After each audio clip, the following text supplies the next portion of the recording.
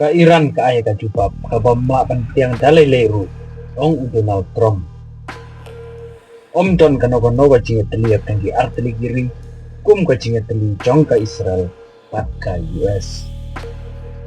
Maham ka Iran ya ka UK ka France pat kiwe pat kiri ki baton haga group jagi South Pro tali giri haga banpa ya gi chatma sha Middle East.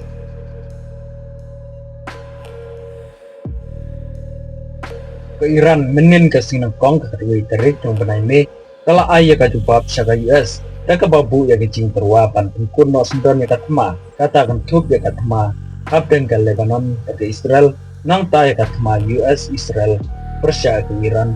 kumjuru banweng no ya ka jing kang ya ka Strait of Hormuz bat kala pada ke US bahkan ay ka bor pura halor ka jing penyaj ya ka Strait of Hormuz haga bor jong ka Iran.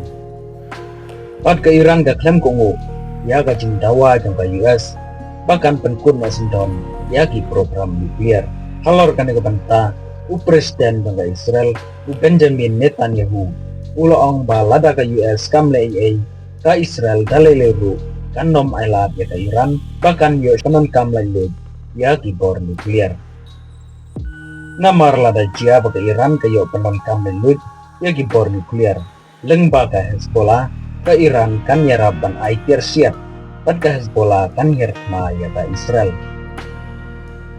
U Benjamin Netanyahu padu Donald Trump kineki arngut di presiden de kineki arteli wiri kata ka US pat ka Israel idon ka jinga day ka bajam ha ka baya day pat ka tma jong ka US Israel Persia ke Iran pat kumjuru halor di kampentrin jong ka Hezbollah. Halor kacing pajak ma jong ka UK pat ka France lembat kiwe pat kiri sa Middle East ka Iran kala mahamba kiwe kiri kimbet ang tuklar ya ki kam tama ha Middle East nray nakaliang jong ka nega kanun kala kamba kacing pa ya ki jahat ma jong ki sa Middle East kalong ban pensingan ya gayat kayeng jong ki jahat kirim penyang ha Strait of Hormuz nray omban turklar ya ki kampoying jong ka Iran.